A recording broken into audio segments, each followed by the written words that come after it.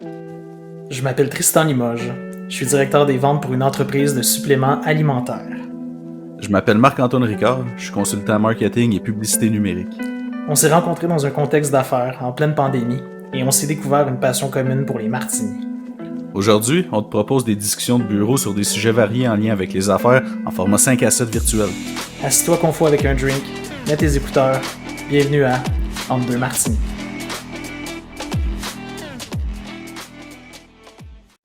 Salut tout le monde, bienvenue au 16e épisode de Entre deux martinis avec Marc-Antoine et Tristan. Aujourd'hui, on enregistre le 23 mars 2021. Ça fait 3 jours que le printemps est arrivé, ça paraît, il fait beau. J'allais dire les oiseaux chantent, mais pas encore, ça s'en vient. Puis ça donne encore plus le goût de boire des martinis. J'accueille tout de suite mon collègue Tristan. Comment ça va aujourd'hui? Ça va très bien, toi? Ça va super bien. Il peut pas faire plus beau. Gros soleil, il fait chaud, la neige fond. Ouais, c'est vraiment... Sorti le vélo, tout. Écoute, déjà 2 raids, c'est le fun. Ah, t'es allé aujourd'hui aussi? Ah ouais, aujourd'hui puis dimanche, déjà sorti le vélo pour en profiter. Cool. Yes. Il va falloir que j'aille faire réparer le mien aussi parce que là, mon vélo il est dans le sous-sol puis il est sur place puis il est devant la TV. Fait que ça profite pas trop du soleil dans ce temps-là. C'est clair. Yes. Fait que cool. Bien content qu'on soit encore là aujourd'hui. Moi j'ai mon petit martini aujourd'hui qui est encore un épisode spécial. Je le dirai pas tout de suite, mais on va avoir un invité que je vais présenter tantôt. Mais très très cool. Je suis bien content. Donc ouais, mon martini aujourd'hui, moi je vais le dire rapido là, ce que je bois. En fait, je suis revenu sur le Tundra parce que je trouvais que ça faisait un petit bout de temps que je l'avais pas essayé. Puis avec mon petit martini. Et puis je pense que là, j'ai genre 8 olives de riche là, dans le fond, avec des noyaux. Je me suis gâté encore aujourd'hui. Je pense qu'il va falloir que je prenne un abonnement au Costco parce que prochaine fois. En tout cas, je sais pas, c'est quand quelqu'un que je connais va y retourner pour m'acheter des olives. puis quand tu connais les olives de riche, t'as pas vraiment le goût de retourner ces olives. Alors, quand tu tombes avec ça, tu retombes jamais à d'autres choses. Hein. Ça change une vie, des olives avec des noyaux. Hein. Non, c'est ça. Pour une raison que j'ignore, là, mais écoute... Exact. Puis toi, je pense que tu m'as dit que t'avais pas un nouveau martini cette non, semaine. Martini, ben non, parce que justement, tu sais, t'as quand même dit ça tantôt. Tu sais, t'as mentionné à moi, à demi-couvert, qu'on avait un invité aujourd'hui. Mm-hmm. Donc, on reste fidèle à nos traditions. Puis aujourd'hui, c'est quelqu'un qui va partager sa recette de martini. Donc moi, je reste très classique. J'ai rien changé. J'ai pas de nouveauté à partager cette semaine. Parfait. Pas de nouveauté. Il y a une affaire, par exemple, il y en a une nouveauté, par exemple. Je pense que tu m'as dit, je pense que t'es en train de faire un juicing en ce moment. Ouais. C'est du jus. Oui, sur les jus de légumes et tout ça. Ça, c'est différent, ouais, que cure de jus de légumes. Mais écoute, on aura l'occasion d'en reparler dans un autre podcast. Non, mais attends un peu. C'est quoi, dans le fond? Tu fais juste boire du jus tout le temps? Oui, exact. Ça fait... ben écoute, on peut en parler. Vu que t'as ouvert cette boîte-là, ça fait 4 jours que j'ai pas mangé. Je suis sur les jus de légumes. Pas manger, pas de viande. Non, non, absolument pas. Ceux qui me connaissent sauront que je mange pas beaucoup de viande, par exemple. Hey, je vais te dire de quoi, mon chum, tu me vendrais jamais ce concept-là. Ah, ben écoute, ça fait vraiment du bien. Puis, tu sais, je fais du vélo, je vole, je me sens léger, mais non, ça se passe super bien. Fait que, tu me vendrais pas ça. Ouais, surtout quand le printemps arrive, on dirait que c'est contre-intuitif. T'as juste le goût d'être dehors, faire un barbecue, manger des légumes. En tout cas, de toute façon, là, je me rends compte que t'as pas embarqué comme d'habitude dans ma transition, c'est correct. Mais oui, mais excuse-moi, c'est parce que là, tu m'avais embarqué dans un sujet complètement off-guard, puis là, je m'attendais pas à ça, mais ta transition est exceptionnelle. Hey, ça, j'ai manqué ça. Hey, tu l'as manqué, puis j'ai trouvé débile. En tout cas, fait que bref, pour ceux qui suivaient, aujourd'hui est une journée très spéciale en fait parce que dans le fond je vais vous présenter notre invité dans 2 petites secondes. On va parler aujourd'hui des ventes et puis du service à la clientèle. Ça fait quelques fois qu'on en parle. Puis là, ben aujourd'hui, c'est officiel. On a un invité avec nous qui s'appelle Alexandre Maranger, en fait, qui est enseignant au Centre de formation professionnel des Patriotes à Sainte-Julie et qui est enseignant dans le fond pour le DEP en vente conseil et ASP en représentation. Donc, dans le fond, aussitôt qu'il va allumer son micro, il va pouvoir nous dire bonjour. D'ailleurs, c'est fait. Salut Alex, comment ça va? Hey, bonjour, comment allez-vous? Ça va super bien. Super bien. Hey, excellent, c'est super. Écoute, je voulais pas manquer ta transition, je sentais beaucoup de pression à ce moment-là. Hey, j'ai complètement manqué, j'étais dans le champ RN. Wow, moi aussi j'attendais, j'ai dit il va peser sur le bouton, je pense que c'est le Q ça. Okay. Ouais. Non, ça s'en venait. Hey, merci de m'avoir invité les gars, c'est super apprécié pour vrai. Ouais, bien content de t'avoir. De prendre de ton précieux temps puis de pas te choquer parce que non, c'est ça. Je l'attendais celle-là. Ouais, parce que pour la petite histoire, c'était supposé être la semaine dernière, mais là, Alex a eu un imprévu, puis finalement, c'est aujourd'hui. Mais c'est parfait, avec le beau temps. Hey, pas de mieux qu'avoir un expert des ventes avec nous aujourd'hui qui va nous parler de ça. Moi et Alex, on se connaît aussi dans la vraie vie, fait que c'est encore plus le fun de t'avoir avec nous. Ben oui, c'est le fun de participer à ce beau projet, effectivement. Puis Tristan, mais je le connais super gros dans le fond, là, tu sais, après 16 épisodes, là, c'est mon grand chum, c'est juste que lui ne me connaît pas encore. T'sais. Ouais, on a eu 5 minutes avant de commencer l'enregistrement, on s'est parlé un peu puis se briefer, puis écoute, exact. On a passé à moitié à checker ton micro, voir si ça marchait. Fait que, Exact. Mais c'est cool parce que Marc il disait que t'étais un expert dans les ventes, mais moi ce qui m'intéresse aujourd'hui, c'est de savoir si t'es un expert dans les martinis aussi. Oh, expert dans les martinis. Eh boy. Oui et non. À vrai dire, non, pas en tout. Vraiment pas. On se cachera pas. J'ai essayé. Non, mais je veux vraiment. Pour ceux et celles qui me connaissent, je suis à 50% britannique. Fait que moi et James Bond, c'est la même famille. Fait que j'ai écouté tous ces films-là. Puis les martinis ont l'air tellement bons quand c'est James Bond qui est boit. Puis j'ai essayé. Non, mais pour vrai, j'ai essayé. Je vous ai écouté. J'ai réessayé. Il n'y a rien à faire, mon gars. J'aime pas ça. C'est le jus d'olive que t'aimes pas ou c'est quoi?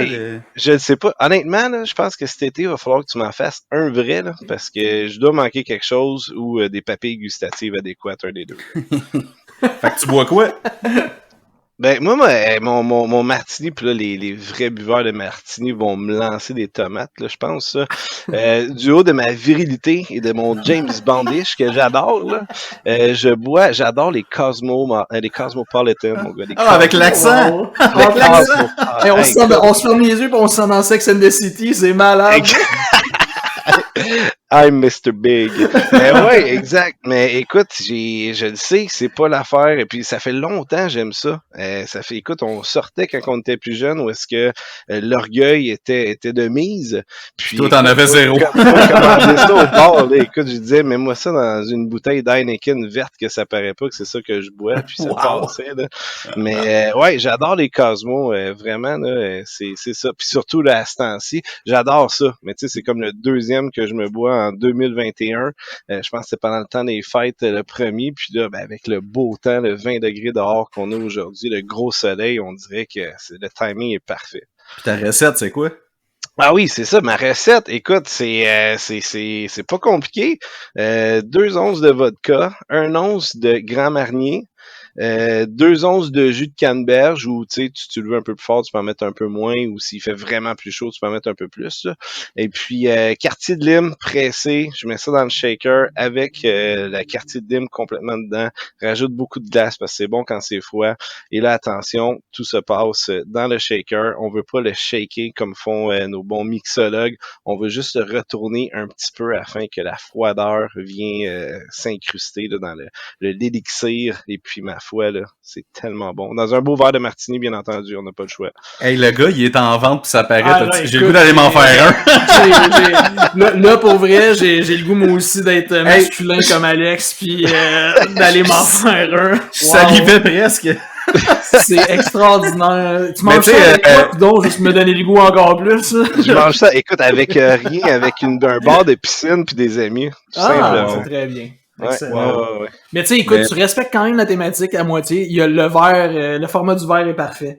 Ouais. Ouais, mais effectivement, puis c'est vraiment comme ça, là, je l'ai pas inventé, là, c'est vraiment comme ça, puis mais c'est vrai que c'est meilleur dans des bars comme ça. Par contre, là, je niaisais avec ma bouteille d'Heineken dans les bars quand on était plus jeune, là, je faisais pas ça pour vrai, là. Mais pour vrai, oui, c'est vrai, mais c'est ça, c'est pour ça que j'étais j'ai demi le droit d'être là aujourd'hui. Bon, ben, c'est correct. Non, on te donne le plein droit. Mais en fait, là, tu vas nous parler un petit peu de ton parcours, mais pour les gens qui nous écoutent, moi, je sais, Alex, t'as déjà été barman, là. Fait que c'est sûr que tes recettes de drink de même au shaker, pis à patente, puis toutes les techniques de pas faire fondre trop la glace, comme on avait parlé dans le dernier épisode, toi, t'es un expert là-dedans. Eh boy, expert là-dedans. Ouais, moi je suis comment je dirais ça? Je suis un late barman. C'est ça, j'ai pas fait ça comme dans mon jeune temps. J'ai fait ça dans une microbrasserie locale projet chez nous avec mes amis barmen là, qui avaient besoin d'un coup de main justement. Fait que j'ai été leur donner un coup de main. C'était on a-tu le droit de dire les noms? Ben écoute, si jamais c'est de la diffamation, non, mais si jamais c'est pour les encourager, oui. Non, mais c'est mes amis brasseurs dans le vieux Belleuil. Les brasseurs du Moulin, que ça s'appelle, font la bière de oui, sur le bord de l'eau. Ben oui, exact. La plus belle terrasse sur la rive sud de Montréal. Wow. Sur le bord de l'eau. Non, mais c'est vrai, sur le bord de l'eau, pour vrai, le vibe est fantastique. Puis j'étais là en tant que client, je connaissais les gens justement qui y travaillaient, propriétaires. Je leur ai donné un coup de main, puis je me suis ramassé en arrière du bar comme ça par simple enchantement. Là, mais c'est ça. Il doit se boire moins de martini dans un bar de brasserie. Pour vrai, je pense j'ai fait ouais, exactement, mais j'ai fait un Cosmo, puis c'était pour moi. Ok. T'es allé le boire dans les toilettes. Avec une petite paille. C'est ça. Wow. Ouais, mais non, effectivement, c'est ça. Mais oui, c'est ça. J'ai travaillé là pendant un simple instant pour renouer avec le service à la clientèle parce que ça me manquait. Donc, c'est ça. J'aime servir les clients. Très cool. Bon. Ouais. Sinon, avant ça, tu sais, comme ton parcours, là, parce que dans le fond, pour être enseignant, je veux dire, t'as pratiqué le métier de vendeur et service à la clientèle. Oui, exactement. Mais en réalité, je veux pas partir de trop loin non plus, parce que ça dure juste 1 heure, on s'entend.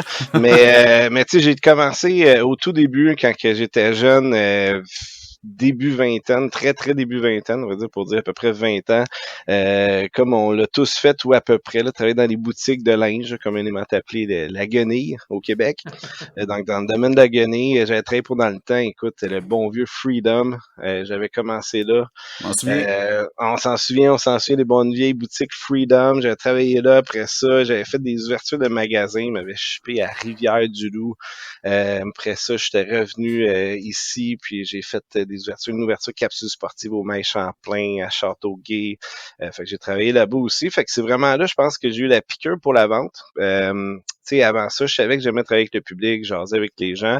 Mais tu sais, nous autres, au secondaire, on n'avait pas vraiment comment je dirais ça, de journée de professionnel, là, puis il n'y avait pas un vendeur qui venait nous parler de son emploi. Fait que j'ai comme appris ça un peu sur le terrain. Puis c'est ça, un moment donné, tu fais le tour des boutiques, etc., etc. Comme j'ai mentionné tantôt, j'ai la chance d'être demi-britannique, donc j'ai eu la chance de pouvoir aller travailler là-bas. J'ai été travailler là-bas en hôtellerie, puis aussi dans un magasin de linge à Londres. Donc c'est ça, j'ai appris ça à un fait cocasse aussi, plein de faits cocasses partout. Mais je travaillais dans une boutique de linge à Londres, puis tu sais, je travaillais à capsule sportive. Fait que moi j'aime beaucoup le soccer. Puis je portais un chandail de Manchester United à mon 3e chiffre dans une boutique de linge là-bas. Puis on était à Oxford Circus dans le fond, là, c'est le gros downtown de Londres.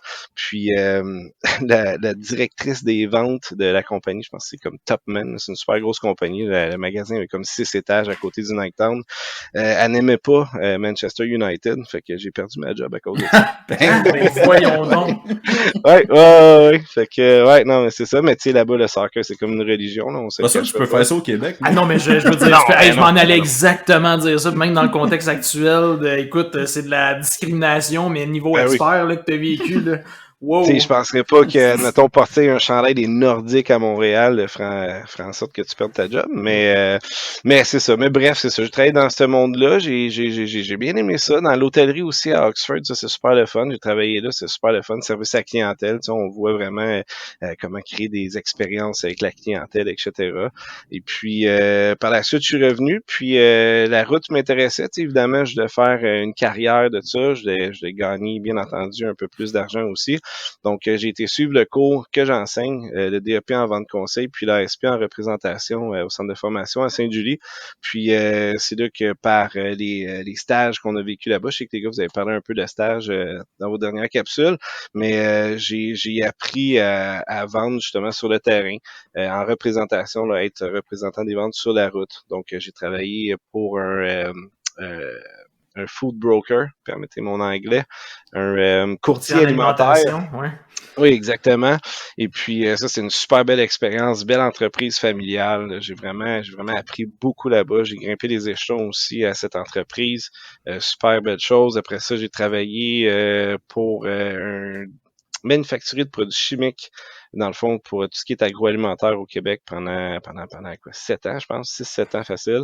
Puis du jour au lendemain, mais je me suis ramassé enseignant. Je sais pas trop pourquoi, mais c'est comme ça que c'est arrivé. Je me suis réveillé dans une classe. Ouais, je suis réveillé dans une classe. Alors, mais je taquine, là. En gros, j'avais gardé contact avec mon enseignante, puis j'ai donné des cours d'anglais par intérim, justement. Puis une opportunité est arrivée, je l'ai saisie, puis aujourd'hui, j'enseigne le plus beau métier au monde. Bon. Wow. Oui.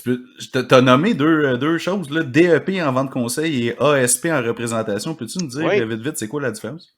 Oui, dans le fond, DEP en vente conseil, je vais résumer ça grossièrement, c'est dans le fond tout ce qui a trait à la vente au détail. Vente au détail, on va dire, admettons, c'est quand il y a un client qui rentre dans un magasin. Là, quand je parle de magasin, là, c'est pas juste des boutiques là, aux promenades Saint-Bruno. Là, ça peut être un magasin spécialisé, un concessionnaire automobile, des magasins techniques, admettons, là, que je peux dire. Et puis, donc, c'est ça. Puis l'ASP en représentation, c'est vraiment quand que le vendeur, le représentant des ventes, dans le fond, va chez les clients. On peut souvent dire B2B, B2C, admettons. Ouais. Donc, c'est vraiment représentant des ventes, c'est quand tu fais plus du B2B, là, en règle générale. OK. C'est intéressant de voir la distinction, je trouve ça cool. Donc, fait que moi, dans le fond, quand je vendais mes photocopieurs, c'était vraiment plus au niveau ASP, mettons, que j'aurais pris l'information. Ça, c'est plus représentation. Là, tu vas rencontrer des entreprises, dans le fond, c'est comme je dis aux élèves, là, mettons, ton polo, il y a ton branding dessus, il y a la compagnie que tu représentes là, dessus. Là. Okay. Puis si je travaille en dehors de mes heures de bureau, dans des entreprises multiniveaux, c'est DEP en vente conseil? C'est-à-dire? Écoute, du multilevel du MLM, tu parles? Comment t'as dit ça?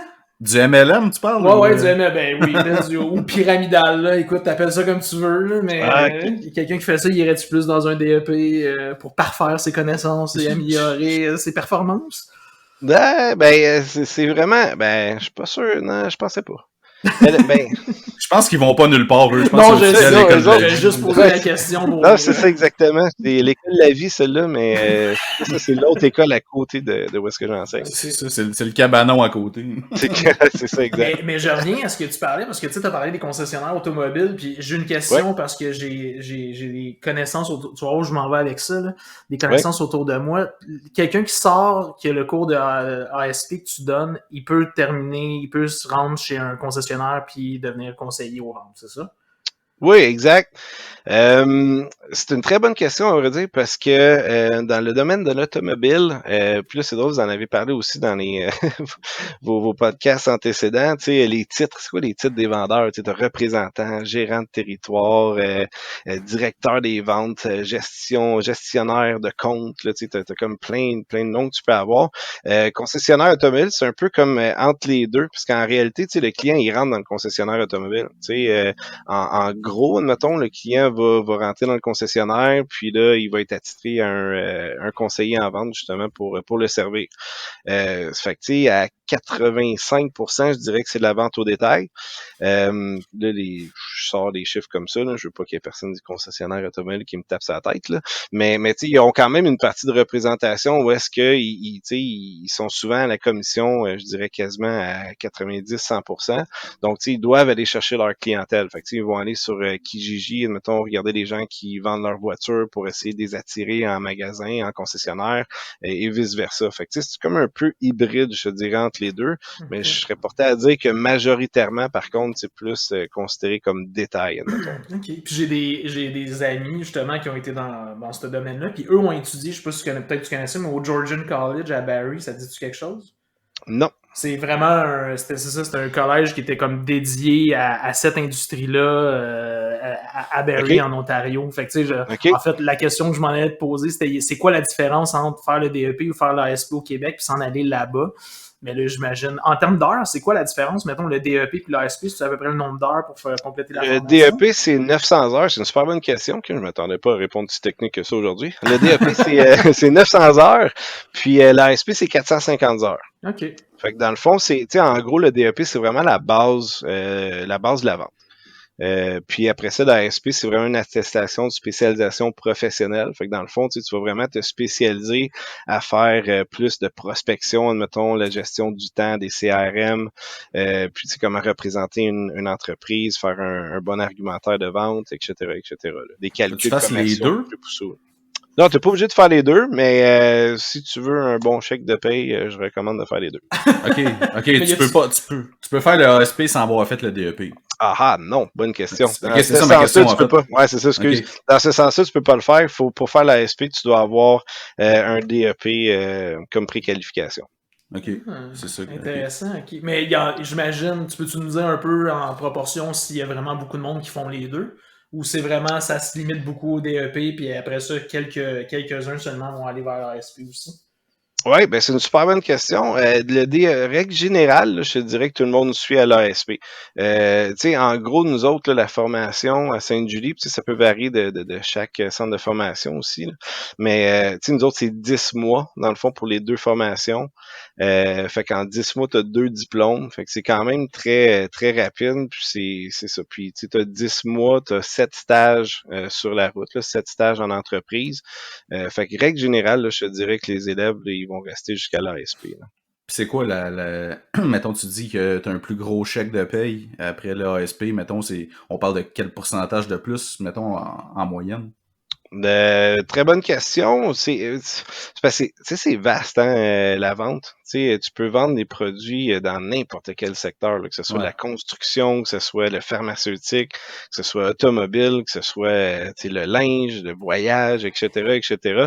Fait que c'est difficile d'avoir comme un pourcentage exact, mais tu sais, admettons, en gros, là, je te dirais, tu sais, admettons, quelqu'un, là, on les appelle les juniors, là, ou en anglais, les green, tu sais, qui vont sortir, qui ont pas d'expérience, qui sortent, vont sortir, admettons, je dis pas, 40 000 par année, admettons, en vente au détail. Mais tu sais, tu peux facilement aller chercher un 50 000 là, quand tu es aussi C'est ça. vert, quand tu as l'ASP en représentation. Puis là-dessus se rajoute souvent une allocation voiture, le téléphone portable fourni, le laptop aussi, puis les conditions de travail aussi qui sont vraiment différentes. Là. Des commissions peut-être aussi. Là. Les commissions aussi. Ouais. J'ai l'impression que ben, pour avoir moi aussi eu un peu le parcours que tu un peu le même Oui, parcours que toi, en fait, oui, là, ben oui, effectivement. à part que je peux enseigner. Ben quoi que c'est pas vrai, j'ai donné des cours aussi, mais pour en vente. Ouais.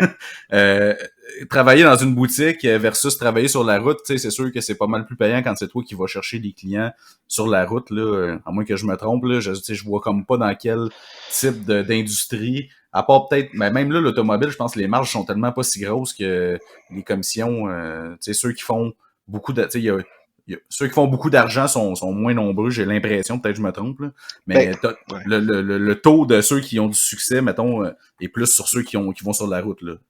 Effectivement, c'est sûr, la proportion est différente là, entre ce que je veux dire, mettons entre guillemets au détail puis en représentation. Mais tu sais, faut faire attention aussi. Là, tu peux avoir des super bons salaires et des très bonnes conditions quand tu travailles dans des bonnes entreprises là, au détail aussi. Là. Ouais, ok. Ça se fait très, très, très bien aussi. Là. Puis c'est ça que j'explique aux élèves aussi, ça dépend toujours de tes valeurs à toi. Moi, j'ai toujours dit au monde, puis même quand que je cherchais des emplois ou quoi que ce soit, j'étais toujours plus à la recherche d'une entreprise qu'un produit à vendre. Parce que une fois que l'entreprise te supporte bien, tu as des bons outils, des bonnes conditions, puis bien entendu, il faut que tu crois quand même à ton produit, mais la vente va être beaucoup plus facile en partant de là. Intéressant. Clairement. Très cool. Clairement. Écoute, moi, puis on a tous été, c'est le fun parce qu'on a une conversation à trois, on a tous été dans le domaine des ventes, toi Ben oui. t'enseignes, on a beaucoup d'expérience, tout ça. Moi, dans les 10-11 dernières années, j'ai côtoyé plein de monde dans mon industrie, dans les ventes, tout ça. Puis la question que j'aurais pour un enseignant comme toi, c'est vraiment de savoir les ventes, c'est-tu quelque chose qui s'enseigne vraiment ou c'est quelque chose que fondamentalement t'as à l'intérieur de toi-même? La question. Puis, en fait, puis écoute, ça c'est ma première question. Puis à la remorque de ça, je veux savoir, selon toi, c'est quoi les attitudes ou les traits de personnalité incontournables pour quelqu'un qui est en vente? La grosse question, hein? Mm. La grosse question. Vous le voyez pas, clairement, parce que vous nous écoutez, mais j'ai pesé sur mute et j'ai pris une gorgée afin de bien m'assurer de pouvoir répondre. Pour être sûr d'être capable de répondre jusqu'au bout. Pour être sûr, ouais, jusqu'au bout, exactement. Première question, est-ce que ça s'apprend? La réponse est oui. Oui, ça s'apprend. Est-ce qu'il y en a qui l'ont plus naturellement? Ben effectivement, oui. Il y en a qui ont ça plus naturel, ils ont ça plus en eux, que ce soit communiquer ou ne serait-ce que juste avoir des argumentaires plus facilement. Moi, je pense que tout s'apprend dans la vie. C'est sûr que par rapport aux attitudes, fait que c'est un bon lien là-dessus. Ça dépend de ton attitude. La vente, je pense que c'est 98% de ton attitude. Tu as beaucoup d'efforts à faire, tu as beaucoup, écoute, il faut que tu sois ouvert d'esprit, bien entendu, il faut que tu saches bien communiquer, il faut que tu sois souriant, écoute, tu as tellement d'attitudes à avoir, tu peux avoir toutes ces attitudes-là, puis pas être un bon vendeur, entre guillemets, et puis tu peux ne pas les avoir, puis apprendre à développer ça. Tu sais, la vie, là, on vieillit, là, je vais paraître comme un vieux sage, là, mais tu sais, tous les grands entrepreneurs de ce monde vont dire, t'apprends tous les jours, puis tu sais, c'est pas parce que tu as 60 ans que tu sais rien ou que tu sais tout, etc. Fait que moi, je pense que tout s'apprend littéralement. Là.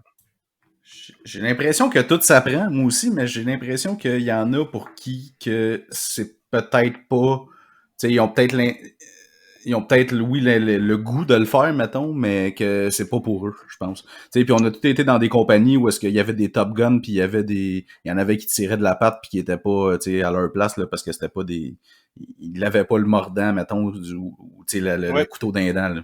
Ah oui, mais je suis entièrement d'accord aussi avec ça, dans le sens que, tu sais, quand j'expliquais tantôt, ça dépend de tes valeurs, puis il faut vraiment que tu aies un fit avec l'entreprise avec qui tu travailles. Tu sais, vendeur, tu peux être vendeur à commission, tu peux faire de la prospection, tu peux faire tu sais, tu peux garder des clients, tu peux prendre des commandes, tu peux faire tellement de choses dans ce domaine-là que c'est pour ça que je dis que c'est difficile de dire soit oui ou soit non. Tu sais, fait que je pense que ça s'apprend, puis ça dépend aussi du secteur dans lequel que tu es. Tu sais, je connais beaucoup de gens qui ont été, admettons, dans le secteur des assurances, admettons, puis, tu sais, il y en a pour qui qu'on sait que ça va super bien, puis il y en a qui, pour d'autres, ça fonctionne vraiment pas, mais tu sais, ils ont été dans un autre secteur, ces gens-là, puis finalement, ils tirent très bien leur épingle du jeu. Comme l'immobilier un peu, là, dans le fond, Exactement.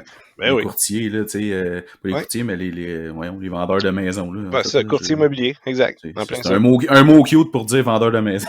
La formation, ouais, excuse, vas-y, Marc. Mais eux, tu sais, c'est ça, c'est un domaine où est-ce qu'il y a beaucoup d'appelés, peu d'élus, là, tu sais, ceux qui font des millions, il y en a très peu versus ceux qui travaillent aussi chez Saint-Hubert pour arrondir les fins de mois, là, tu sais.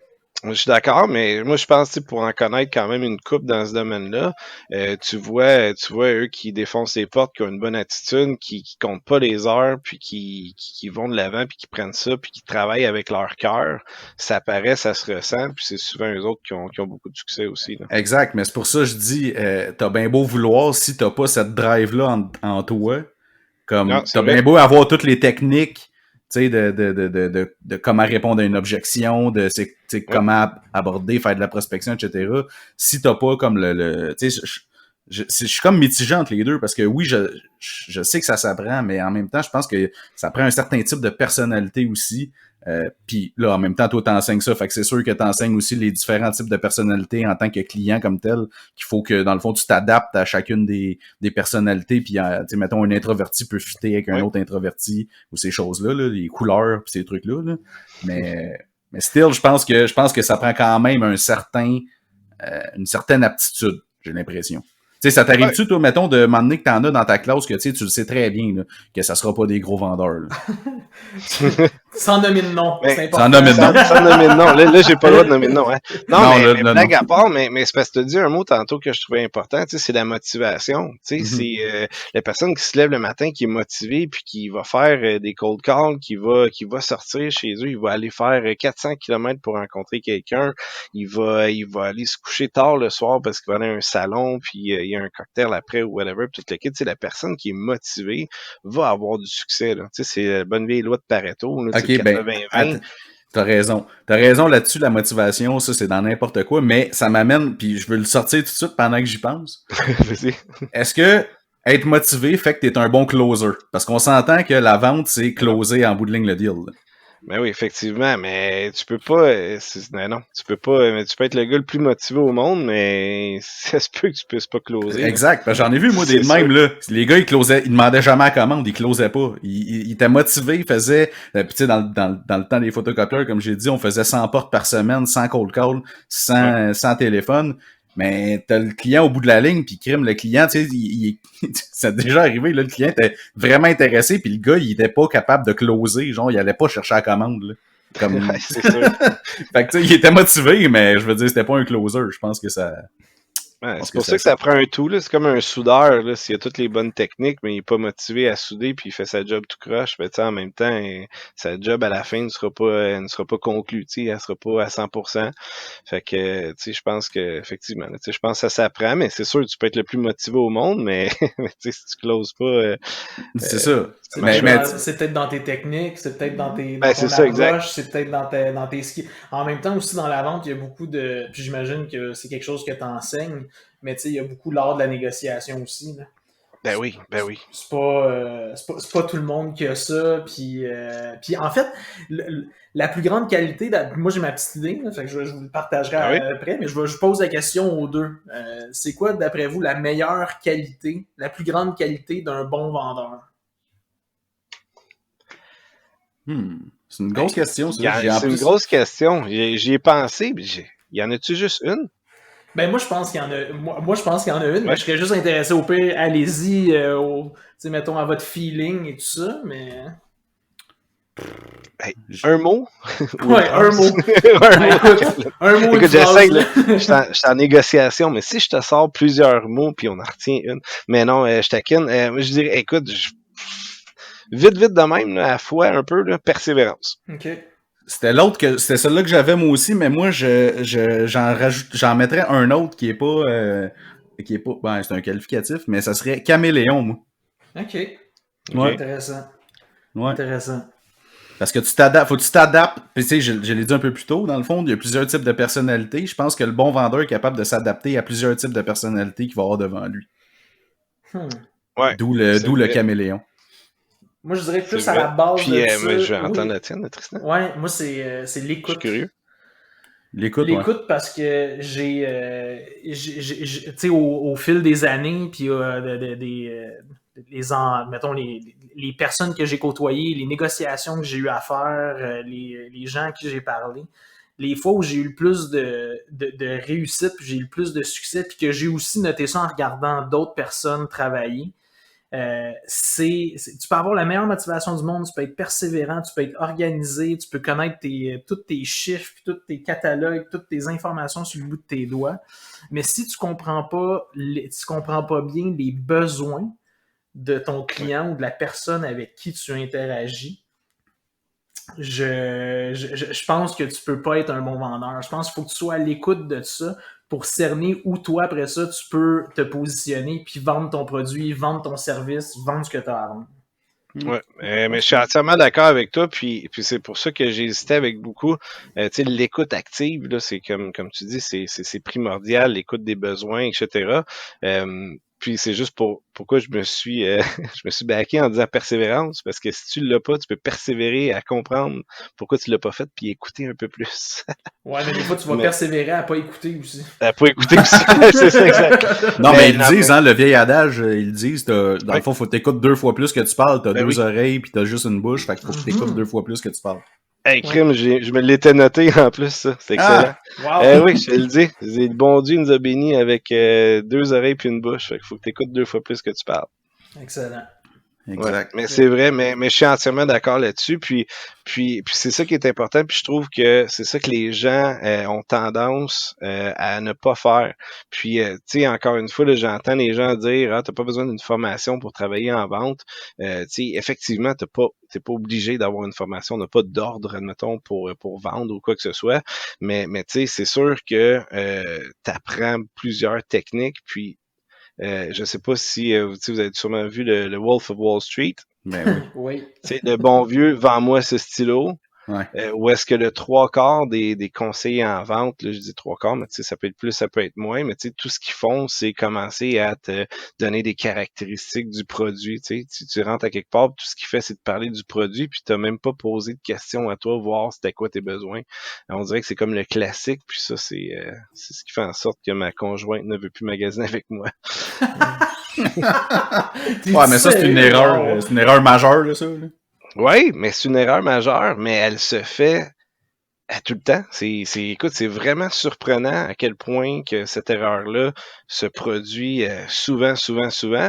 Puis c'est correct dans ce sens-là parce que c'est pour ça qu'il y a beaucoup de personnes qui sont consultants dans les entreprises pour augmenter les ventes, des coachs de vente, etc. Justement parce que c'est souvent oublié.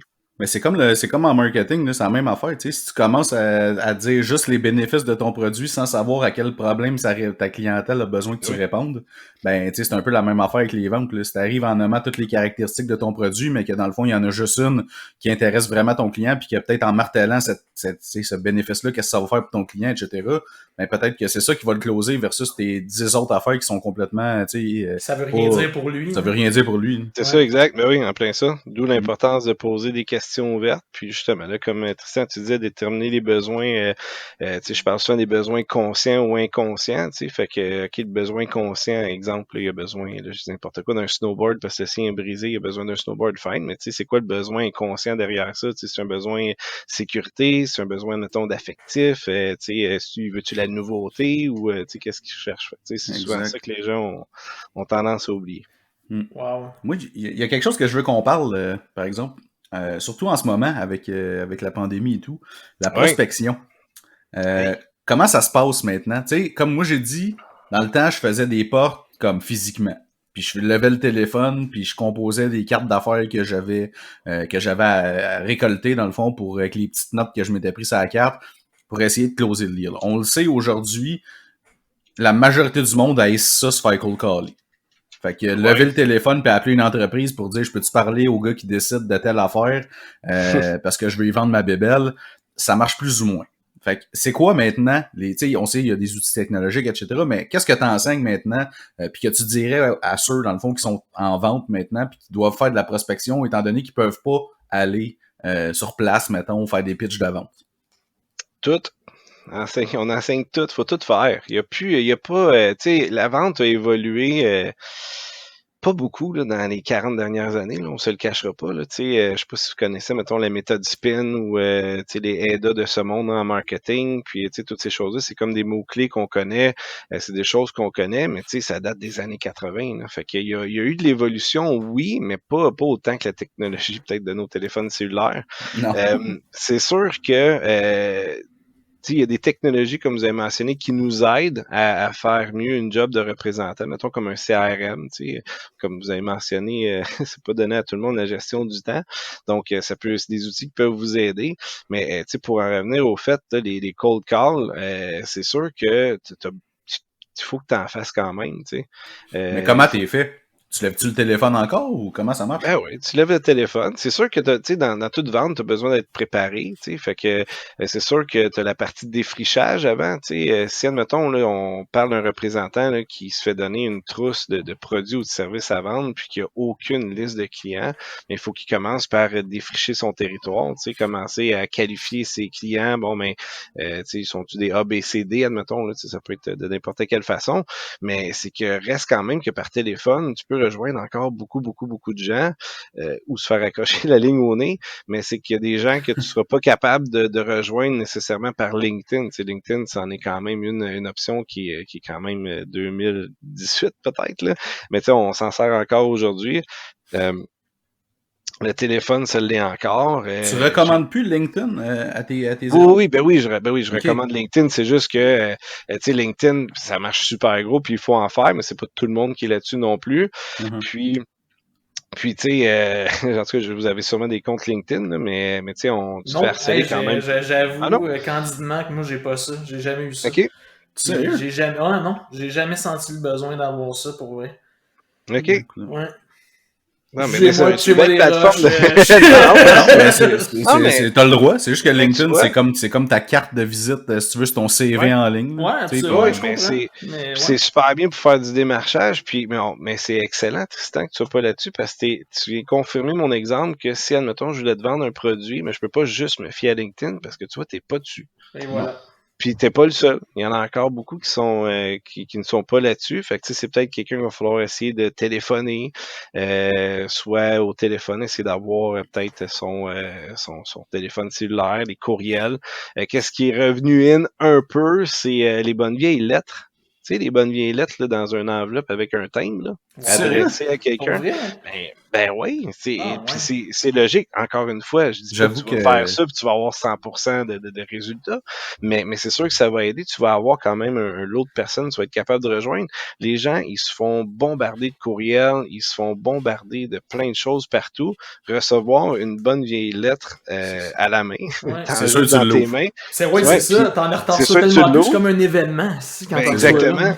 Puis c'est pas un compte à payer. T'es comme oh my god, c'est quoi ça? Tu sais? là. Fait que c'est sûr que ça tu captes l'attention. Tu sais, je parlais d'AIDA tantôt. Là, tu sais, je sais pas si vous savez c'est quoi, vous en avez déjà entendu parler dans le Ouais, marketing ouais. un peu. Là. Ouais, Ouais, un c'est petit ça. peu, Tu ouais. sais, capter l'attention, susciter l'intérêt, créer le désir, puis passer à l'action.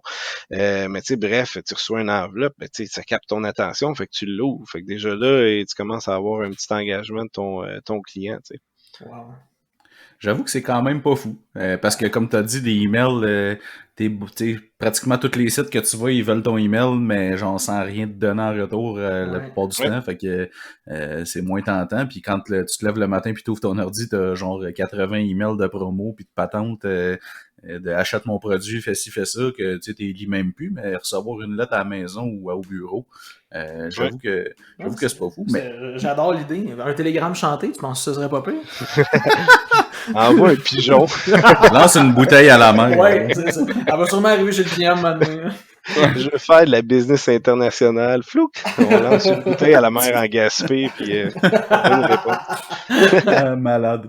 Fait que, OK, fait que écrire des lettres, c'est bon. Lever le Ben, téléphone. mais faut tout faire ça, lever le téléphone, puis tu sais, c'est un processus. La prospection, c'est vraiment un processus. Fait que tu sais, oui, tu vas avoir un premier contact avec les clients. Tu sais, le porte-à-porte, là, c'est sûr qu'avec la COVID, c'est peut-être pas encore l'idéal, mais ça dépend encore de ton secteur d'activité. Là. Tu sais, il y a des endroits là, que tu vas mettre ton purel, tu gardes ta distanciation de 2 mètres, puis tu sais, il y a une réceptionniste en avant. Puis tu sais, peut-être même au contraire, présentement, c'est peut-être, je lance ça comme ça, mais c'est peut-être opportuniste. Tu sais, les gens, il y en a peut-être moins qui font ça. Fait que là, quand il y a quelqu'un qui arrive, ben tu sais, t'es comme oh mon Dieu, qu'est-ce que tu fais ici? Fait que Un être tu humain, te mon Dieu, présentes, wow. un être humain, c'est Ils ça, sont une contents de parler à interaction. quelqu'un parce que ça fait. Ben, c'est ça. Mais tu sais, comme on parlait d'attitude tantôt, il faut que tu restes vraiment tu sais, sympathique et vraiment professionnel là, pour faire un clin d'œil à notre cher Sylvain Boudreau, un bon conférencier au Québec. Tu sais. Le moyen, je sais pas si vous avez déjà entendu ça. Sylvain Boudreau, le mois Il fait le non. moins Inc. Non, Non. écoute, Non. tu sais, c'est une conférence que je passe à mes étudiants quand même souvent. Mais c'est ça, il dit, entre autres, là, je veux pas, Ben, il il doit veut être être pas pire si tu l'as sympathique. retenu, parce qu'on s'entend que des vendeurs Ouais, sur Internet qui annoncent leur formation, que achète ma formation, tu vas devenir un ouais, top écoute, seller, puis tout, ben oui. comme tu te fais bombarder de ça sur les médias sociaux. Oui, certain, mais lui, il date pas des internets, les dates des DVD, là, ça fait vraiment longtemps qu'il fait ça, là. Ah, bon, Il est s'il était vraiment dans le connu, là. DVD d'abord. Ben là, Ah écoute. ouais. Y a-tu fait des VHS aussi, rendu là? Écoute, non, je pense pas, non, Ok. mais Il y a un au niveau des 33 DVD. tours disponible. Ouais, c'est ça. Wow. Mais non, mais c'est ça, fait que c'est vraiment un processus, tu sais, tu peux pas puis tu sais, il faut que tu envoies mettons une lettre, puis après ça, il faut que tu fasses un suivi sur ta lettre, puis après ça, tu envoies un courriel pour faire le suivi de ta lettre, du suivi de tout, puis à un moment donné, c'est Ça arrête plus plus que tu aussi, sais, hein. plus qu'il te voit, ben c'est ça arrête plus, mais tu sais, plus que la personne te voit, plus que ça rentre dans sa tête, puis plus que un moment donné, il va te dire: «Hey, sais-tu quoi? Crime, il est persévérant. C'est comme du reciblage en marketing, ça. Quand tu vas Ouais. mettre de quoi dans ton panier puis que tu revois, là, c'est sûr que tout le monde connaît Agamic maintenant, mais quand même, ça marche encore super Ça bien. marche encore. Ben, ça marche. Ouais. Ouais. Ouais. Mais tu l'as dit, la clé, je pense, vraiment, c'est le suivi. Parce que t'as bien beau faire 1000 appels par semaine si tu rappelles jamais le monde puis que tu prends pas des notes. D'ailleurs, tu sais, comme justement, parlant de ça, quand mettons que tu parles à quelqu'un pour la première fois, c'est quoi, mettons, c'est quoi les actions que tu fais, mettons, quand tu y parles, tu sais, mettons, en termes de prise de notes, en termes de, pour faire justement ton suivi, pour le préparer ton suivi, là, qu'est-ce que tu portes attention? C'est quoi un peu les étapes, là, que tu fais pour t'assurer d'avoir le plus de succès possible, là, à faire une vente? Bonne question. Ça dépend toujours, encore une fois, du secteur, mais tu sais, si on y va vraiment grossièrement, tu poses le plus de questions ouvertes, là. Mm-hmm. Tu sais, puis les gens, ils oublient souvent ça. Là. Tu sais, formuler une question ouverte, c'est simple à faire, mais c'est souvent des questions fermées qu'on finit par Question poser. ouverte, là, juste pour ceux qui savent pas, là, définis-moi ça, question ouverte versus question fermée. Ben, une question ouverte, c'est que c'est ton client va développer sur la réponse. Okay. Tu sais, que pensez-vous de telle chose? Quelque chose qui se répond pas par oui ou par non. C'est ça, exactement. Exactement, Qui est une question fermée. C'est ça. Exactement, qui est une question fermée, c'est ça. En plein ça. Fait que, tu sais, si tu poses des questions ouvertes, ben, la personne développe, puis là, vu que tu fais de l'écoute active, ben, tu es capable de reprendre ce qu'il dit, puis redévelopper là-dessus, puis finalement, ben, ton client devient un livre ouvert, puis là, tu prends le plus d'informations possible pour justement, peu importe le produit ou le service que tu veux offrir, ben, commencer à cerner c'est quoi ses besoins, que ce soit conscient ou inconscient, là, à partir de là. Moi, j'avais... Ouais, vas-y. ben, en fait, j'allais dire, tu sais, j'ai été directeur des ventes, puis quand je faisais de la route avec mon équipe, tout ça, je disais tout le temps la même affaire. Premièrement, ça se peut que tu aies une réponse qui soit non, mais à toutes les fois que tu te fais dire non, tu te rapproches d'un oui. Et Ben oui. la deuxième chose, c'est plus tu poses des questions, plus il va te donner toute l'information dont tu as besoin pour passer ta vente et que ça se fasse tout seul. Puis il s'en rendra même pas compte. Oui, exact, en plein ça. Puis c'est vrai ce que tu as dit, hein, un non, là, si tu veux aller en vente puis tu as peur de te faire dire non ou tu fais le tout croche quand ça arrive, c'est peut-être pas fait pour toi. Là. Ou apprends à comment gérer ça, un des deux. Là. Non, exact. Puis, mettons, moi, le truc que j'utilisais souvent pour justement passer à la prochaine étape, c'est que, tu sais, c'est rare que tu closes sur le premier appel, tu sais. Fait que c'est pour ça l'importance de faire des suivis. Mais pour aller les suivis, moi, dans le fond, j'avais eu une formation en vente qui m'avait dit, dans le fond, va tout le temps chercher un commitment, pas nécessairement la vente tout de suite, mais un commitment, un engagement du client à la fin, dans le fond, d'une conversation ou d'un échange. Fait que, mettons, premier appel, l'engagement pourrait être « Hey, je vais te faire un suivi mardi prochain à 1h, est-ce que c'est correct pour toi? » Puis là, la personne va dire « Ah oui » ou « Ah non, rappelle-moi plus mercredi, parfait. » Donc, tu as un engagement du client que tu vas lui reparler dans une semaine. Et là, ben, le mercredi ou le mardi d'après, la date que vous avez convenue, quand tu y reparles, tu as pris tes notes sur c'était quoi les points que tu avais soulevés. Il y avait peut-être des interrogations que le client potentiel avait, que tu n'avais pas la réponse immédiatement, sur lesquelles vous êtes entendu que tu allais revenir avec une réponse. Et là, tu développes là-dessus, puis à la fin, encore une fois, tu reprends un engagement. C'est sûr qu'à un moment donné, il faut que tu closes, sinon tu vas finir comme mon bonhomme que je parlais au début qui closait jamais. mais plus tu prends des engagements avec, puis que tu vas chercher le commitment du client, plus tu te rapproches justement, un peu comme un entonnoir. Ben, pareil comme en marketing, tu commences large, tu finis plus étroit, jusqu'à la confirmation qu'une fois que tu as répondu, comme on s'est entendu que si je répondais à ça, A, B, C, sur le produit, puis que si ça, ben vous alliez aller de l'avant, donc j'ai répondu à ça. Est-ce qu'aujourd'hui, on pourrait avoir une entente? Moi, c'est comme ça que je faisais. Oui, mais effectivement, puis c'est super bon. Puis qu'est-ce qui est important aussi, là, quand tu commences ton appel, c'est de savoir c'est quoi l'objectif de ton appel. Ouais. Si mon objectif, c'est d'avoir un rendez-vous pour rencontrer la personne physiquement, mais tu sais, commence pas à parler de tous tes produits. Tu sais, pose des questions ouvertes, mais focus sur le fait que tu veux un rendez-vous avec elle. Fait que tu sais, l'objectif, là, c'est je veux un rendez-vous, fait qu'est-ce que je vais faire en sorte? Fait que comme tu dis, tu fais un petit entonnoir pour que ça t'amène à un rendez-vous. D'où l'engagement. Tu dis, écoutez, monsieur, tu sais, c'est super le fun, ben parler, poser plein de questions. Est-ce que ça serait possible de venir vous rencontrer mercredi prochain, mettons? Puis à ce moment-là, tu sais, c'est important d'avoir l'engagement, puis de se fixer des petits objectifs comme ça. Puis surtout, rappelez-le le mercredi quand vous le dites ou déplacez-vous parce que souvent ça arrive que les gens ils ont pas leur calendrier, ils oublient puis ça t'as 30 secondes pour faire une bonne première impression puis les acheteurs ils ont pas de temps à perdre. Fait Non. que généralement là si tu oublies ça, t'es rayé de la liste. Là. Hey, j'ai une question moi justement. Est-ce que tu puis c'est une question pour vous deux aussi. Là. Est-ce que mettons que le rendez-vous est mercredi prochain, est-ce que tu envoies un courriel de confirmation pour demander au client est-ce qu'on se voit toujours demain ou tu le fais pas, tu prends pour acquis qu'il l'a pris en note puis tu te présentes? Moi, c'est une question piège un peu. Non, mais moi, maintenant, on a la beauté d'avoir des agendas électroniques avec Google ou avec Outlook. Là. Moi, j'utilise Google. Puis maintenant, quand j'ai des meetings, j'envoie l'invitation immédiatement après qu'on l'ait confirmé. Là. Mais ça fait longtemps qu'on a ça, là. Ouais, mais tu sais, ça, je pense que ça fait office de tout, là. Depuis que j'utilise ça, depuis que j'envoie ça, j'ai plus besoin. Au début, quand j'ai commencé, je confirmais la veille tout le temps de mes rendez-vous. Mais depuis que j'envoie les invitations, parce que moi, dans l'industrie où j'étais au début, c'était pas tout le monde qui était habitué d'utiliser Google, leurs agendas électroniques ou peu importe. Là. Donc, il y en a qu'il fallait que je le fasse par téléphone, là, de confirmer le rendez-vous. Là. Mais aujourd'hui, maintenant, tout le monde fonctionne comme ça, ou presque, là, à part quelques exceptions qui confirment la règle. Là. Fait que, tout le monde, là, dans son téléphone, avec une notification, un rappel, c'est un peu... J'ai l'impression aussi que ça devient un peu la responsabilité des deux personnes. S'il y a quelque chose ou il y a de quoi, que le rendez-vous doit être reporté, ben c'est à un des deux de le dire aussi. Là, où ça doit être mais là, tu sais, comme il y a deux affaires. Là. Si tu as un rendez-vous avec mettons que toi et moi, on se fait que c'est un rendez-vous la semaine prochaine puis qu'on se parle à telle heure, on a déjà une relation d'affaires. Fait que c'est sous-entendu que on se fixe le rendez-vous cette heure-là la semaine. À moins d'un imprévu, j'ai pas besoin de valider avec toi. Tu vas on va être là les deux à l'heure puis à la journée qu'on s'est dit. Mais si c'est un rendez-vous, c'est la première fois qu'on se parle, puis je veux aller te rencontrer pour te présenter mes produits, ça se peut que ça te tente un petit peu moins de me voir, mettons.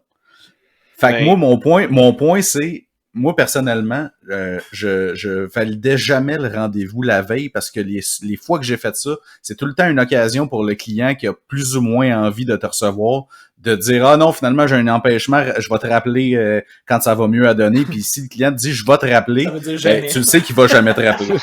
Tandis que si tu te pointes comme prévu au rendez-vous, ben il n'y a pas le choix.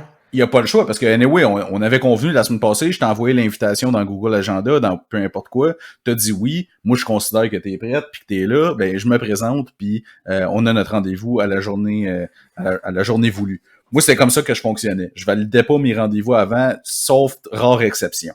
Je voulais savoir ce que l'enseignant a à dire là-dessus. Ouais.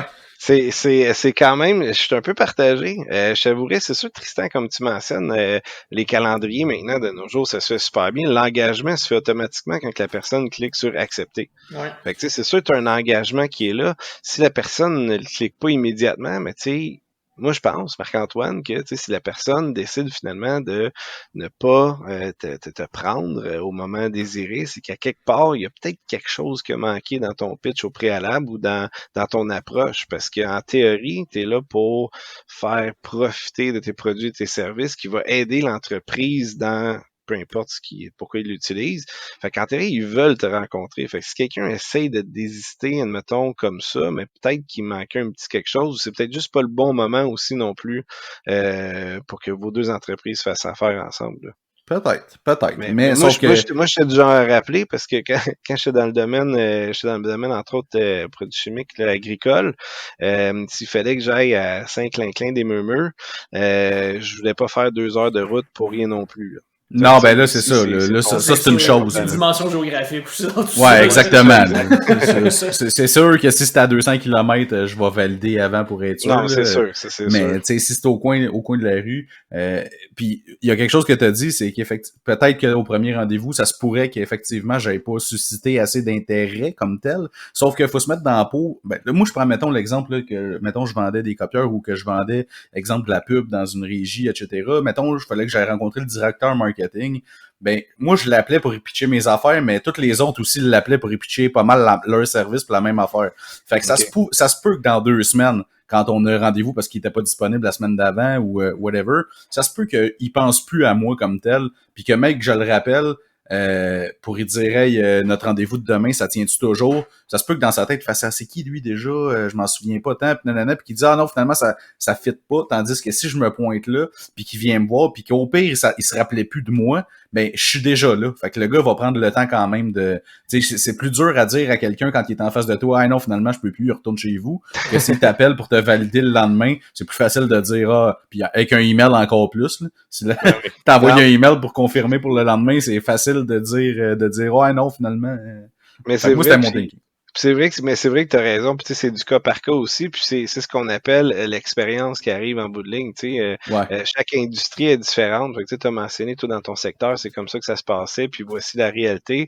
Fait que tu sais, c'est pour ça que c'est difficile des fois de dire spécifiquement, ah oui, ça marche, ça, faut pas que ça. C'est sûr que si je vends un produit, qu'il y a 3 compagnies au Québec qui font ce produit-là, les chances que le gars se rappelle de moi sont plus grandes que si on est 25. Exactement. Ben oui, c'est sûr. Ouais. Cool. Hey, moi, parce que tantôt, on a parlé de COVID, on a parlé de la réalité qui change pour les gens qui sont en vente en ce moment puis qui sont, une fois qu'ils sont sortis. Mais en ce moment, toi, en tant qu'enseignant, puis au niveau du DEP en vente, de l'ASP après ça, au niveau, tu parlais qu'il y avait des stages aussi tantôt. C'est quoi que ça a changé dans les 12 derniers mois dans votre réalité? Ça a toujours il y a des côtés positifs dans tout. Puis c'est sûr que quand il arrive le temps que le taux de chômage est plus élevé au Québec, ben c'est sûr que les gens retournent sur les bancs d'école et puis vont se faire former. Fait que c'est sûr qu'il y a plus de gens qui s'inscrivent que, admettons, quand on court après la main-d'œuvre, admettons, au Québec. Donc ça, c'est sûr que ça a un côté positif. Présentement, pour les stages, là, on a terminé le DEP en vente conseil. Donc, les élèves avaient des stages en vente qui est plus au détail. Ça s'est quand même très bien passé. On n'a pas eu, tu sais, oui, il y en a eu des gens qui ont refusé, mettons, des partenaires qu'on a pour justement à cause de la COVID. Mais les élèves se sont quand même tous trouvés des stages super intéressants. Puis pour la partie représentation, mais on saute là-dedans dans 3 semaines. Donc j'ai pas la réponse immédiatement. Je pense que ça se peut que ce soit un peu difficile par contre, parce que tu sais, les représentants sur la route sont souvent dans leur véhicule. Fait que là, ça veut dire bon, mais est-ce que l'élève va suivre dans son véhicule le représentant ou est-ce que les deux vont être ensemble? Je dirais que ça dépend toujours, premièrement, du gouvernement, des restrictions de la santé publique, puis aussi des valeurs de l'entreprise. Il y en a qui vont dire carrément dans leur politique qu'ils ne veulent pas, puis il y en a d'autres pour qui que ça dérangera pas. Donc, c'est une très bonne question. Puis en même temps, il y a beaucoup de télétravail, fait que je sais pas à quel point quelqu'un qui va faire du paperwork, là, les journées administratives. Je suis pas sûr qu'il va y avoir un élève en stage à côté de lui dans son bureau chez eux, sa table de cuisine. Mais les pitchs, ils peuvent se passer par Zoom ou ces choses-là. Ben oui. Ça se passe par Zoom. Puis il y a des secteurs aussi, la COVID, là, c'est sûr qu'il y a des secteurs qui sont très touchés, là, comme le secteur du voyage, l'hôtellerie, restauration. Mais il y a plein d'autres secteurs qui ont le vent dans les voiles, là, qui ont vu leur chiffre doubler, quasiment exploser. Fait que il y a beaucoup de gens qui recherchent des représentants justement présentement. On a des élèves qui ont même pas terminé, qui sont déjà fait engager pour lorsqu'ils allaient terminer leurs études, des belles jobs. Fait que c'est ça, il y a quand même de la place. Il suffit juste d'aller trouver ces endroits-là. Mais mettons tout ce qui est alimentaire, là, je partais des courtiers alimentaires un peu plus tôt. C'est sûr que tout ce qui est, mettons, les épiceries, tous les produits qu'on peut retrouver sur les tablettes, ils ont besoin d'un représentant. Et puis, je pense que les épiceries, pour eux, c'est comme Noël depuis 1 an, toutes les semaines. Fait que les autres, qui ont le vent dans les voiles aussi à ce niveau-là. Donc, c'est sûr qu'il y a une demande énorme pour ça. Là. On peut-tu être aussi bon en vente en télétravail que quand on faisait le travail de façon plus conventionnelle avant? Je présume que ça dépend du représentant. C'est tout le monde est au même niveau présentement. Donc, faut apprendre à se démarquer aussi. Ça dépend de chaque personne. Moi, je suis quelqu'un qui est très relationnel. J'aime ça, le contact humain avec les gens, les faire rire, mais les voir en présentiel. Donc, c'est sûr, ça se pourrait que ce soit un peu plus difficile. Mais encore là, si tout le monde est comme ça, ben, on est tout à pieds égales aussi à ce même niveau-là. Là. Mais ton pitch est pas le même, justement, comme tu viens de dire, assis devant ta caméra, que quand t'es... Tu sais, il y en a qui sont super expressifs, qui vont se lever, mettons, faire une présentation, etc. Là, en Zoom, ben on s'entend, t'es assis devant ta caméra, puis souvent, t'es pas sur ton meilleur angle, fait que là, t'es comme, la caméra par en dessous, tu sais, c'est un peu moins winner. Y a-tu des choses qu'il faut, tu sais, est-ce que t'as adapté, mettons, ton enseignement à la réalité de ça, mettons, de dire, puis je vais compléter avec une question aussi, je suis pas mal sûr de ta réponse, mais juste pour être sûr. Tu sais, c'est sûr que on l'a toujours dit, dans le fond, l'apparence en vente, c'est quand même quelque chose d'assez important. Tu sais, tu te présentes bien et tout. Peut-être que tu vois où je m'en vais avec ça. Est-ce que tu recommandes à tes enseignants, parce qu'on s'entend quand t'es en FaceTime, on voit juste ta face puis ton haut de corps. Des pants ou pas de pants? Des pantalons ou pas de pantalons? Ben là, moi, je veux juste te dire que si t'es quelqu'un d'expressif qui a tendance à se lever, t'es peut-être mieux de te mettre des pants. Effectivement. Appelez ça. Mais c'est vrai, puis, mais c'est super intéressant parce qu'en réalité, tu sais, vous avez sûrement déjà eu des trucs pour comment faire des bons cold calls. Mais tu sais, les FaceTime, c'est la même chose, ou les Zoom, ou peu importe. Tu sais, présentement, moi, je me suis levé. Tu sais, je suis pas capable de rester assis trop longtemps. Comme au téléphone, si on veut faire une belle impression, mais sourire quand on est derrière un téléphone ou sourire derrière le Zoom, là, on se voit pas tout le temps. Mais tu sais, ça paraît, les gens le ressentent. Faire des gestes quand on parle, les gens ils le ressentent toujours au bout du Zoom. Fait que, se mettre un miroir quand t'es au téléphone, là. Tu sais? Ouais, ben oui. Tu as déjà donné ce truc-là? Tu te mets un miroir, puis tu te regardes, puis tu te souris. Ben, je vous ai envoyé une photo tantôt, là. Oh, ouais. Je suis devant un miroir. Ah. Fait que, tu sais, je me regarde, on regarde, c'est ça, on se voit, je me regarde. Je me fais des clins d'œil. ça peut paraître ça, mais non, mais c'est pas le cas, mais c'est vraiment important, puis je pense que c'est vraiment de s'adapter, là. C'est important d'être bien préparé, puis faire ce qu'on peut, puis oui, porter des pantalons. OK, parce que... Non, mais c'est drôle, hein, mais tu sais, pour avoir été longtemps sur la route, là, gérant de territoire, peu importe, nomme les choses, mais écoute, quand tu as des journées administratives, passer la journée en coton ouaté, puis ça, je dis à mes élèves aussi, parce qu'il faut qu'ils soient bien habillés en classe, t'es pas pareil. Il faut, si tu veux être proactif, si tu veux avoir de la suite dans tes idées, si tu veux être vraiment, vraiment bon, mais il faut que tu sois bien habillé, là. Tu sais, rester en robe de chambre, vous autres, là, pendant toute une journée au complet, vous allez être pas mal moins productif, là. Absolument. C'est sûr. Hein. Ça, je pense que c'est une affaire. Ça vient qu'une affaire d'attitude, ça, en même temps. Je suis d'accord, oui, puis non, là, moi. Ouais, Marc-Antoine, pour la petite histoire, souvent, Marc-Antoine, il est en camisole. Je fais pas ça avec aucun... Ah, c'est pas vrai, je l'ai fait avec un autre client. Mais non, mais c'est... tu sais, je ferais... Pour vrai, jamais ça avec, mettons, un nouveau client ou bien quelqu'un que je connais pas. Tu sais, quand t'as une relation, tu sais, quand la relation de confiance est là, puis que c'est établi, puis que tu sais, comme que tout va bien, puis tout ça, tu sais, tu peux te permettre un peu plus. Là, c'est ça que je trouve cool avec pas mal tous mes clients, c'est que je peux. Mais c'est sûr que j'ai un appel de présenter, ben ça arrive des fois qu'il y a du monde qui me réfère puis qui veulent faire, mettons, faire un appel, whatever. C'est sûr, j'irai pas me pointer en camisole. Ça. Oui. Non, je vais mettre un polo ou whatever, mais je te garantis pas que j'ai toujours des pants, par exemple. Souvent, je vais être en short d'entraînement ou whatever. Je suis comme... je suis bien, tu sais. J'aime ça, en fait, que mes derrière de genoux touchent à ma chaise Human Scale. Je la replug. Wow! Ouais. Excellent. Cool. Ça te dérange pas que ton client soit en camisole? Ouais, ça te dérange-tu? Ah, moi, ça, tu parles? Ouais.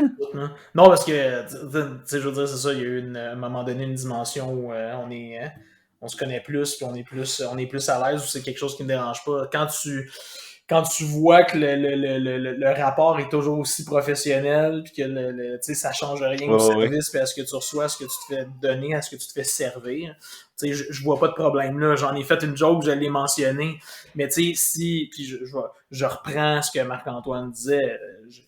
J'aurais un appel avec quelqu'un qui me soumettrait ses services, qui fait après, mettons, un appel d'offres, quelque chose. Je m'attendrais à rien de moins que sur cet appel-là, Zoom, il soit bien habillé. Tu sais, la première fois qu'on s'est parlé en FaceTime ou whatever, tu sais, j'étais pas en camisole. Ben non, c'est une joke que je faisais, mais tu sais, on sait, là. Mais non, mais je taquine en même temps. Là, Ah non, c'est bien correct. Puis tu sais, je l'assume pleinement ma camisole. Là. Écoute, c'est pas de gêne ici. Tu sais, en fait, moi, en fait, j'aime ça être habillé relax dans mon day-to-day, mettons. C'est sûr, tu sais, je le fais souvent de me mettre un polo, whatever, si j'ai un FaceTime avec un client ou quoi que ce soit, des réunions, mais tu sais, dans l'exécution de mes choses quotidiennes, j'ai pas nécessairement besoin, tu sais, je fais pas de cold call, je fais pas, tu sais, mettons, je programme des campagnes sur Facebook, je pense à des stratégies publicitaires, tu sais, le fait que je sois mieux habillé, je change pas grand-chose, là, moi, pour moi. C'est vrai, puis c'est quand même un secteur, parce que plusieurs secteurs, les secteurs sont tous différents, on le mentionne depuis le début. C'est sûr qu'il y a des secteurs qui sont plus conventionnels que d'autres, puis c'est sûr que tout ce qui a trait, mettons, le marketing, tout ce qui est informatique, tout le kit, c'est reconnu que les gens sont, je veux dire, le terme un peu plus lousse, admettons, là, mais sont habillés plus relax. Plus casual, là. Ouais, exact. Moi, quand je travaillais dans les photocopieurs, c'était obligatoire habit-cravate. Ça, c'était obligatoire tout le temps. Quand je suis arrivé, quand j'ai switché dans le monde de la pub, puis que je suis arrivé dans la première agence où j'ai travaillé en habit-cravate, je me faisais checker crash en maudit. Là. Tout le monde était en coton ouaté, en sneakers. On s'entend que les codes ont changé aussi. Là, aussi. Depuis 20 ans, là, les codes vestimentaires ont beaucoup changé. Tout ça a beaucoup évolué, là, justement, maintenant. Dans des agences de pub ou peu importe, dans des espaces de travail où ça va être beaucoup axé sur le coworking, les gens vont justement privilégier une approche plus casual, très confortable. Mais c'est parce que aussi, c'est que le marketing, ça a un côté un petit peu plus, si tu veux... créatif, artiste, ça. Puis si t'arrives trop formal, ben ça peut être à l'inverse mal perçu que genre, ouais, tes idées sont plates. Ouais. Tu sais, t'es comme beige, tu sais, mettons c'est ça, exactement. Versus aller vendre de quoi de plus corporate, mettons, ben là, tu sais, faut que tu sois plus bien habillé que ça. J'ai jamais vu un directeur artistique habillé en soute. Là. Non. Jamais. Mais un vendeur de balayeuse, c'est en soute. Sinon... Un vendeur de balayeuse, c'est en soute. Ça, c'est un rapport de ça. Un vendeur de char aussi. Ouais, mais c'est ça, il y en a encore qui sont encore conventionnels puis qui vont le rester quand même selon moi un certain moment. Mais c'est sûr que tout ce qui est aspect là, Silicon Valley, puis tout ce qui est informatique là, justement, puis marketing, là, eux autres, ils ont amené une belle approche puis un beau changement, mettons, par rapport à ça. Ouais, puis je pense que ça a beaucoup déteint sur plein d'autres entreprises aussi, puis plein d'autres secteurs, c'est la façon de faire. Là. Cool. Ouais, écoute, je pense qu'on a eu... ça fait déjà 1h05 qu'on se parle. Je pense qu'on va boucler la boucle. Ça passe très vite. Ça passe très vite en bonne compagnie. avec des cosmos. J'ai pris 2 gorgées. C'est correct. T'as parlé beaucoup, c'est parfait. C'était super instructif pour vrai. Tu sais, comme ceux qui nous écoutent, probablement qu'ils vont avoir à faire... peut-être faire des ventes ou qui sont là-dedans au day-to-day. Je pense que des bons conseils que tu as donnés. Puis, mettons quelqu'un qui serait intéressé à faire le DEP en vente conseil ou l'ASP en représentation, est-ce que tu veux donner tes coordonnées pour qu'il puisse te rejoindre? S'il veut t'écrire, on pourrait les mettre aussi d'ailleurs dans les notes de l'épisode. Ah ben oui, certainement, je pourrais laisser mon courriel justement, ou sinon tu peux taper tout simplement sur Google DEP Vente Conseil et Représentation. Ils se donnent à Sainte-Julie, puis le Québec, le monde nous écoute. Ils se donnent dans tous les bons centres de services scolaires à travers le Québec. Donc, je pense que c'est une formation qui est vraiment le fun. Puis c'est super enrichissant aussi pour peu importe ce que tu veux faire dans la vie, ou aussi en vente, mais pour toutes les autres choses. Puis c'est ça. Puis toujours continuer à s'instruire. C'est important. C'est important. Est-ce que vous faites un peu de lecture, vous? Ouais, ben écoute, c'était ma dernière question moi, que j'aurais voulu poser. T'as-tu des ouvrages à nous recommander? Écoute, j'en ai plein. J'en ai plein, puis il y en a beaucoup qui existent. Top 3, mettons. Ah, je me suis fait un top 10. Non, mais c'est intéressant, je vais vous expliquer pour ça. On va faire ça rapidement, puis je présume que vous allez pouvoir les mettre. Je les ai comme placés en ordre, puis c'était pas prévu en passant, là, pour le monde qui disent hey, ça c'était planifié, ça n'était pas pantoute. J'ai pensé à ça tantôt parce que je me suis mis à écouter Audible. Audible Ouais. d'Amazon. Puis ça, justement, quand tu fais de la route ou quoi que ce soit, là, je me mets ça au lieu d'écouter tout le temps de la musique. C'est super le fun. Le premier que je suggérais, pas parce que c'est le meilleur, mais c'est parce que dans le processus de vente, ça va vraiment t'aider comme par la base. C'est les 10X Rules de Grant Cardone. Je sais pas si vous connaissez. Ouais. Ah ouais, il est bon ce livre-là? Mais ouais, 10X Rules, c'est bien dit. Puis encore une fois, tous ces livres-là, tu sais, ça va tout dépendant de tes valeurs. Fait qu'il y a des choses que tu vas retenir, des choses un J'avoue peu qu'il moins. commence à me taper ses nerfs un peu, Grant Cardone, fait avec ses stories, en train de Ouais. montrer des piles de cash puis tout, là, il commence à m'énerver un peu. Mais c'est ça, je suis d'accord. Fait que, tu sais, quand je parle des valeurs, admettons, là, tu sais, c'est pas, c'est ça, tu sais, il y a des choses qui rejoignent du monde plus que d'autres. Mais j'ai bien aimé le principe de ce livre-là, la manière qu'il l'explique. Puis, tu sais, ça met dans, tu sais, c'est les efforts. Puis, admettons, tu sais, apprendre à dire oui, puis tout le kit. Mais, tu sais, pour l'attitude, admettons, de base, je trouvais que c'est super bon. Sinon, tantôt, qu'est-ce qu'il y a d'autre aussi? Il y a Fanatical Prospecting de Jim Blunt. Je sais pas si vous connaissez, lui. Celui-là, non. Non, il a fait comme 10 bestsellers. Il parle beaucoup de la prospection. Fait que, tu sais, comment faire des cold calls, comment se présenter en personne, etc., etc. Ça, c'est super intéressant. Fait que quand on est rendu là.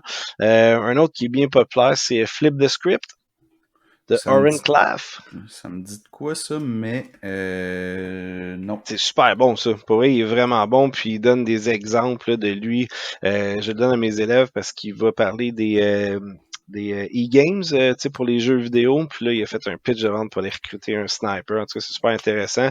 Puis il fait affaire aussi avec King's Cross, qui est une entreprise de marketing publicité là, très reconnue en Angleterre, justement.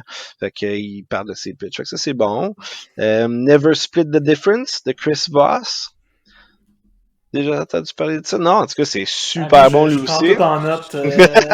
Ouais, mais c'est spécial. Ben ouais, non, mais c'est correct, vous pouvez les mettre, que je vais leur demander une commission de... Ah, mais on va se prendre un lien affilié. Ouais. Et lui, écoute, c'est un ancien négociateur du FBI. Fait que, pour tout ce qui est négociation, puis toute l'équipe, c'est vraiment intéressant. Okay. Puis je trouve ça triste un peu. C'est juste des auteurs américains. Je sais qu'il y en a un paquet de Québécois canadiens qui doivent être bons aussi. Tu sais, tantôt je parlais de Sylvain Boudreau avec Le Moyen. Ça, c'est quelque chose qui peut être vraiment le fun aussi là, tu sais, à la base d'écouter ça. Là. Je pense que c'est plus une vidéo. Je sais pas s'il a fait un livre, je m'en rappelle plus. Puis sinon, un bon vieux reconnaître des personnalités en 7 secondes de Marchetti, qui est un consultant là, qui étudie à Walt Disney, à l'Institut Walt Disney, justement, qui est super intéressant aussi. OK. All right. C'est ça, c'est super. Bon. Mais sinon, moi, j'en ai un bon que je lis ici, mais qui est pas de vente comme tel, mais qui est plus... en fait, oui, ça l'est, parce que c'est en marketing aussi. C'est The Copywriter's Handbook de Robert W. Bly. Puis c'est la 4e édition, en fait, que j'ai. Là, c'est, dans le fond, sur... c'est A Masterclass in Persuasive Writing for the Digital Age. Fait qu'il a adapté, dans le fond, le livre, justement, au copywriting. Tu sais, le copywriting, dans le fond, c'est l'art d'écrire des textes vendeurs, là, en fait. C'est pas mal ça. Il l'a adapté au monde digital parce que c'est sûr que, mettons, faire une page de journal, c'est pas la même chose que, mettons, faire une pub sur Facebook ou sur médias sociaux en termes de caractère, en termes d'accroche, en termes de toutes ces choses-là. Fait que super intéressant comme livre. Je l'ai pas encore terminé, mais il donne des super bons trucs, là, puis c'est hot parce que c'est comme un... Tu sais, il y a des bullet points là, de trucs puis de choses comme ça. Fait que The Copywriter's Handbook, très bon livre. Ouais, c'est bon ça. Pour mon cours de marketing, justement, on va me mettre à jour avec ça. Ou bien tu viendras l'enseigner, un des deux. Sinon, t'as aussi This is Marketing de Seth Godin que j'ai, qui est bon aussi. Donc, prends des notes. C'est noté. Moi, j'essaie de retrouver l'auteur, mais moi, j'avais lu le livre Selling More. Puis j'essaie de retrouver l'auteur, moi, je le retrouve pas, mais j'ai lu ça il y a une couple d'années, puis ça m'avait... c'est bon, il est dans... Il est bon, ouais. C'est drôle, tu dis ça, il est sur ma playlist d'Audible. C'est comme une de mes prochains. Très bon, parce que, écoute, c'est un... Moi, j'adore des livres comme ça, là. C'est pas juste de dire quoi faire, c'est qu'il rapporte un tas d'expériences. Le gars, c'est un négociateur, puis qui a été embauché par plein de compagnies pour aller négocier des contrats, pour aller négocier des fois des différends, des conflits, puis tout ça. Et c'est fascinant. Les mises en situation qu'il met, puis les histoires qu'il raconte au travers justement des conseils, puis des choses à faire. Donc, il y a souvent dans ces livres-là un aspect psychologique qui est important aussi, parce que la vente, c'est de la psychologie humaine. Là. Ben oui. Fait que c'est cet aspect-là, moi, que je trouve vraiment le fun dans ça. Comme, c'est pas de la manipulation, si tu veux, mais c'est quand même... ça nous est un peu, en fait. Tu sais, oui puis non, mais tu sais, c'est comme... c'est ça. Mais tu sais, si c'est utilisé à bon escient, là, tu sais, t'es correct, là. Je comprends, là, tu sais, c'est tout le temps quand t'as un bon vieux. On n'a pas parlé des vendeurs peddlers, là, mettons, mais tu sais... On n'était pas obligé. Non, t'es pas obligé non plus, effectivement. mais c'est ça, mais tu sais, vous comprenez, fait que c'est ça, oui, c'est de la manipulation, mais tu sais, en bout de ligne, si tout le monde y trouve son compte, puis ton client est heureux, c'est ça qui compte. Ah non, c'est clair. Puis des peddlers, t'en as plein, là. Justement, quand je parlais tantôt des groupes, puis des pros, puis des coachs de vie, puis des coachs de ci, puis de ça, qui va te montrer à atteindre le fameux t'es travailleur autonome, tu vas atteindre 10 000 par mois, tu sais, c'est comme le chiffre magique, là. Il y en a... Le niveau diamant des vendeurs. C'est ça. Puis, c'est pas reposant, ces choses-là. En fait, je pense qu'on pourrait faire un autre épisode juste là-dessus. Ouais, l'épisode du quoi ne pas faire en vente. Juste du quoi ne pas faire. On pourrait faire un épisode là-dessus au complet. C'est clair. Fait que cool. Écoute, on vient de rajouter un autre 15 minutes pratiquement sur le podcast. Arrêtons-nous, certain.